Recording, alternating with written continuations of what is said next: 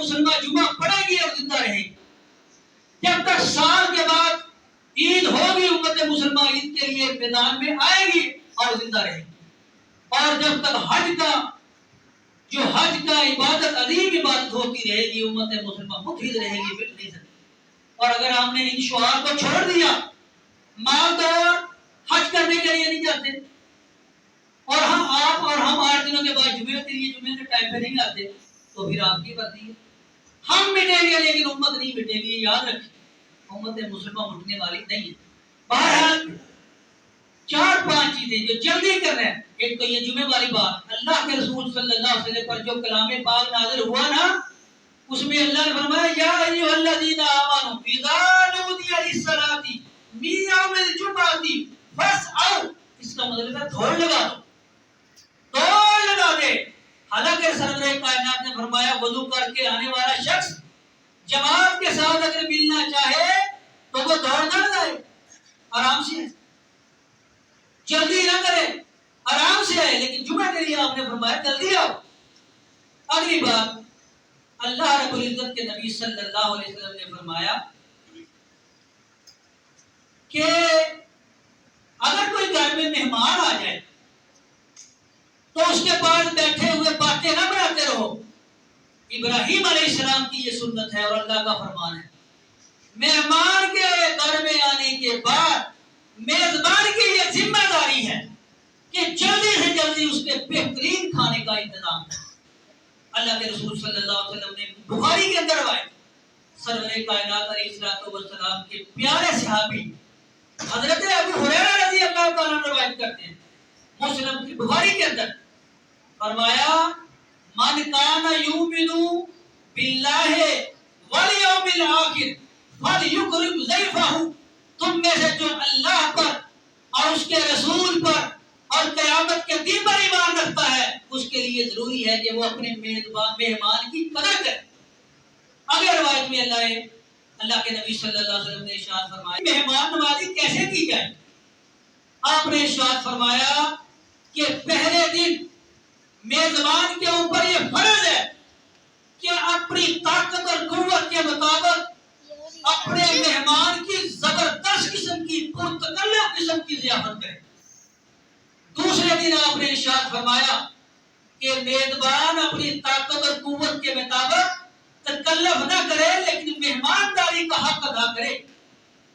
تیسرے دن آپ نے ارشاد فرمایا میزبان جو ہے مہمان کی زبردست اپنی طاقت اور قوت کے مطابق مہمانداری کرے. اور چوتھے دن اگر مہمان اجازت نہیں لیتا تو اپنی روٹین کے مطابق اپنا کھانا تیار کرے. آپ صلی اللہ علیہ وسلم نے ارشاد فرمایا اے آنے والے مہمان، تم بھی اللہ اور اس کے رسول کا ماننے والا ہے، تم بھی سنو کہ پہلے دن آپ کا آنا رحمت ہے، دوسرے دن آپ کا رہنا رحمت ہے، تیسرے دن مہمان کا رہنا رحمت ہے. لیکن چوتھے دن مہمان سن لے وہ میزبان کے گھر ضیافت کے مزے نہ اڑائے، وہ صدقے کا مال کھا رہا ہے.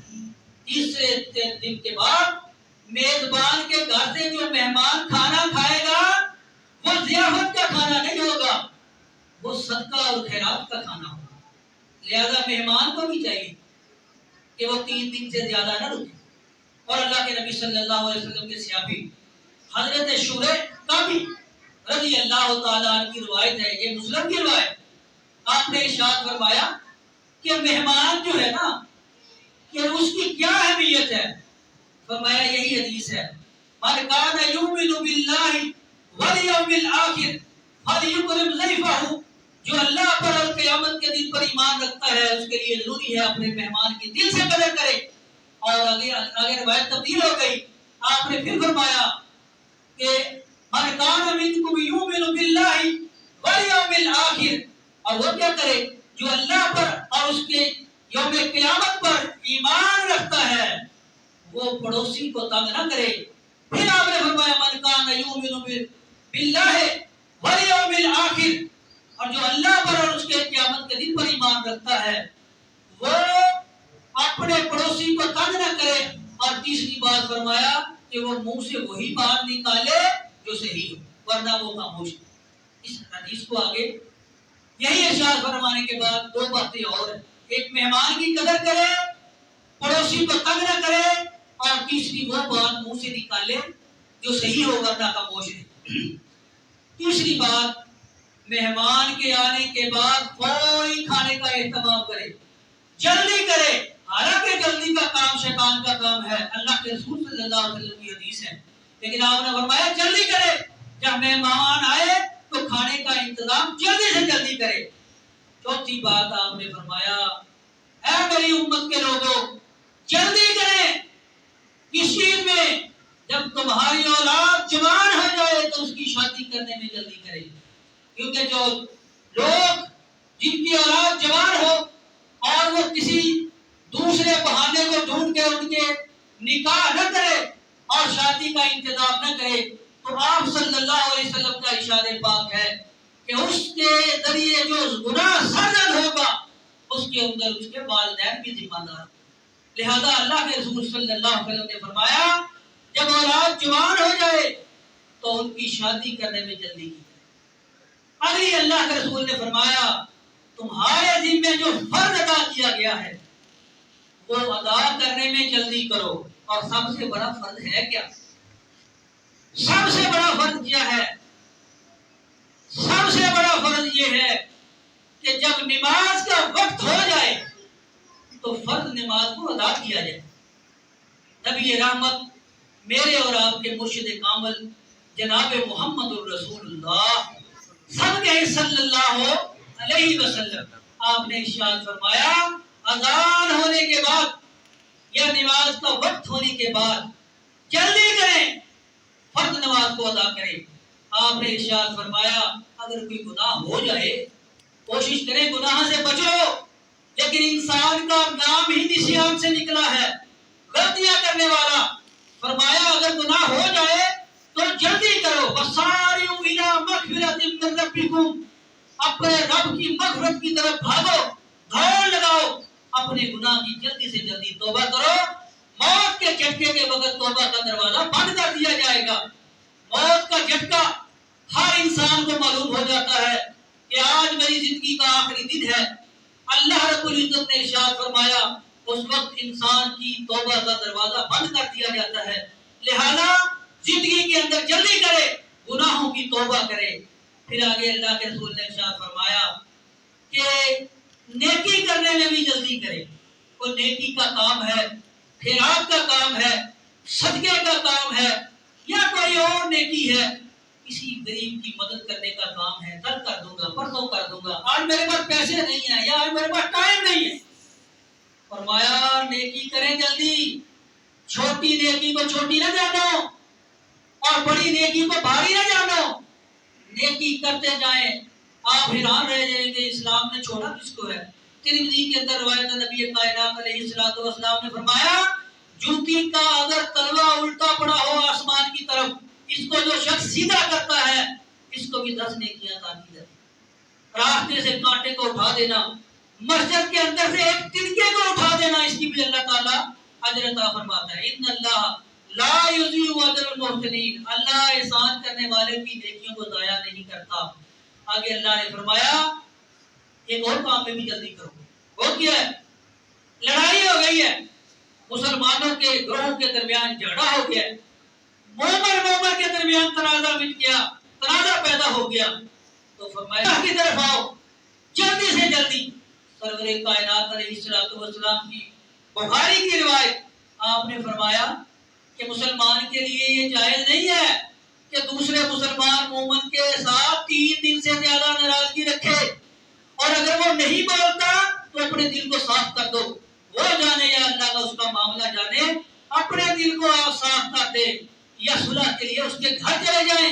یہ بہت عظیم کام ہے، اور اگر اندازہ لگانا ہو تو کبھی صلح کے لیے کسی کے گھر جاتے تو دیکھو کتنا مشکل ہے، بہت عظیم.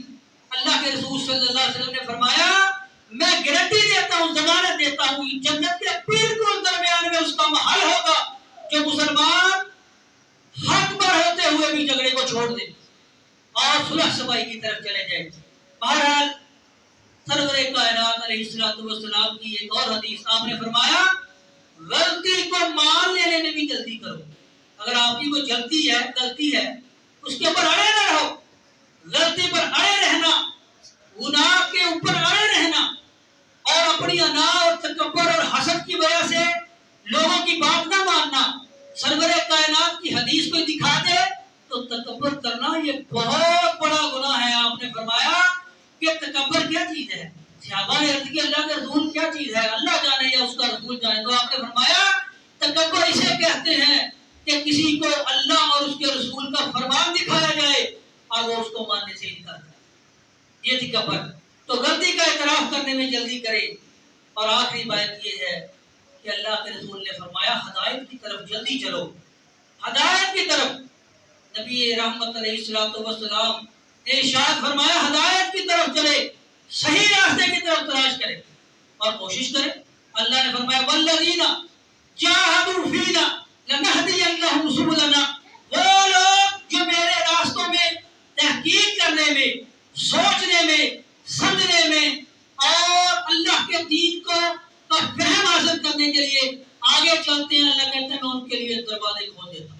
اور اللہ فرماتا ہے کہ جب میں کسی کی بہتری سمجھتا ہوں نا تو اس کے سینے کو دین کے لیے کھول دیتا ہوں. پھر اب بات کر رہے ہم مہمان کی. نبی رحمت علیہ الصلوۃ والسلام کے بارے میں بھی بڑی مشہور روایت ہے. آپ صلی اللہ علیہ وسلم پر پہلی وحی جب نازل ہوئی نا تو نبی صلی اللہ علیہ وسلم بڑے پریشان ہوئے. مشہور روایت ہے یہ مسلم کی اور بخاری کی متفق علیہ. آپ صلی اللہ علیہ وسلم حضرت خدیجہ رضی اللہ تعالیٰ کے پاس ہے. ام المومنین